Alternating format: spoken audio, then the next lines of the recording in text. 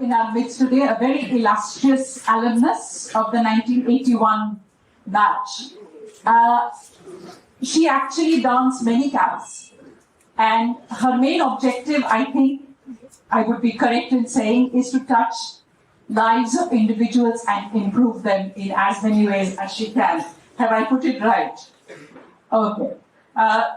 She's an internationally licensed Heal Your Life workshop facilitator approved by the Hay House Incorporation, USA.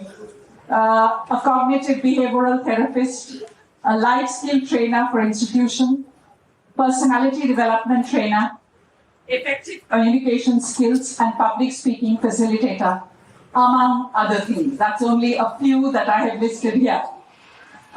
Clearly, she touches many lives, and her session this morning is entitled Go the Extra Mile. And that is all, something that we all want to do, to go that extra mile. And today, Ms. Mukherjee will enlighten us as to how we can go that extra mile.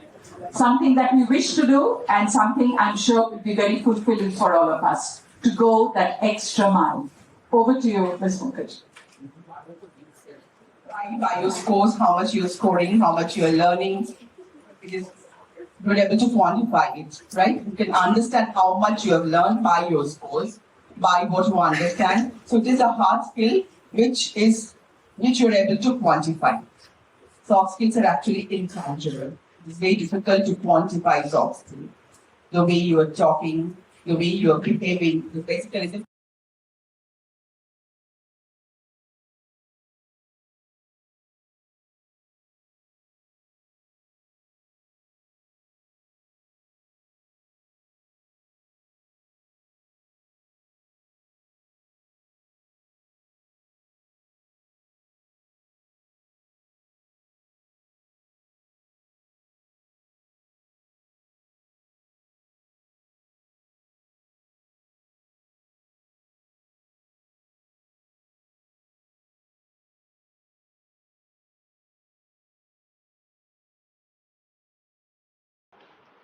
Okay, so can anyone tell me what was the most striking part of this presentation right now?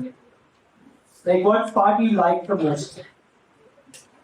I think the most striking part was the effective communication, because it's just not what you're speaking that matters. It's also your body language that matters. It's how people are listening that matters. So it's not only you. You have to listen and you have to make yourself understood. Thanks. Well, I think having faith in yourself and your beliefs is one of the most striking features of this presentation. What this presentation strives to make us understand is that if we have faith in us, then there is nobody else that is going to stop us. So, I guess that's what I want to say. I think the most important part of this presentation was that we are being specifically addressed as teenagers. This is a very confusing time in our lives. So we often find ourselves being our worst critics. We always find faults in ourselves, and which leads to decreasing confidence, self-confidence. So as Nan started at the beginning with soft skills and hard skills, along with our lives and jobs and work, we should always focus on communicating with each other, because after all, we are social beings. We are human beings.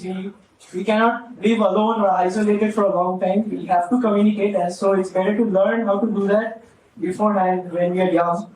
Because afterwards, if we find ourselves not being able to communicate, it will only lead to more problems and less self-confidence. So that's what we have learned. We can change our visual thinking into the goal. It's like not dreaming and achieving something that we should we felt that we should. And one should love oneself and never degrade others, because if we degrade ourselves, then we will provide opportunities to others to degrade ourselves too. We should accept our weaknesses and strengths and never be ashamed of who we are. We should always be goal-oriented, like we should have a motto in life and then follow it. We should follow instructions, and we should always look before we We should set smart goals and chalk out a plan to achieve it. We should know ourselves, our strengths and weaknesses, and try to improve ourselves. And communication is very important. How a speaker speaks, that is perceived by different people in different ways. It depends on the understanding of the listener, and listening is very important. She already said that we need to be aware of our weaknesses, the strengths, and we should also be aware of the opportunities. We should feel happy about what we are. We have to improve ourselves, and we also have to think that we can defeat the bad qualities in ourselves and go for a better me. And we should also look for the strengths that we have. Those strengths can make me a unique individual among the crowd. And we also learned about the importance to analyze ourselves, the importance to communicate with others in a better way. And we have learned to plan a great day before setting to achieve our goals. We should follow a plan so that we can achieve our goals in a more disciplined manner.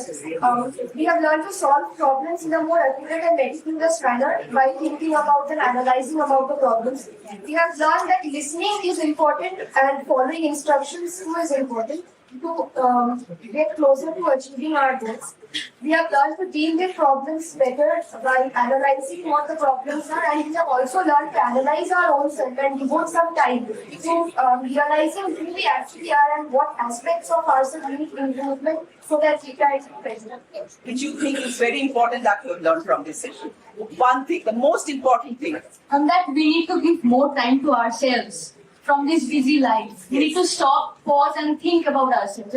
What we are doing, what we should do, and what is expected of us to do. And the last exercise, the listening skills one. It has taught us that how important it is to understand one another and work with each other. Great. Thank you very much. A big round of applause for them.